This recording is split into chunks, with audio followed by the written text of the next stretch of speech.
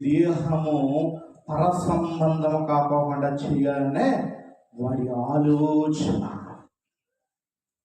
వాడి ఆలోచన అండి, వాడి ఆలోచన మనం అలా ఉంటారండి.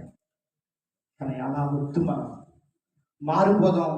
చాలామంది వాక్యం చెప్తుంటే సరిగ్గా ఉండలేరు. ఎందుకు చెప్పనా?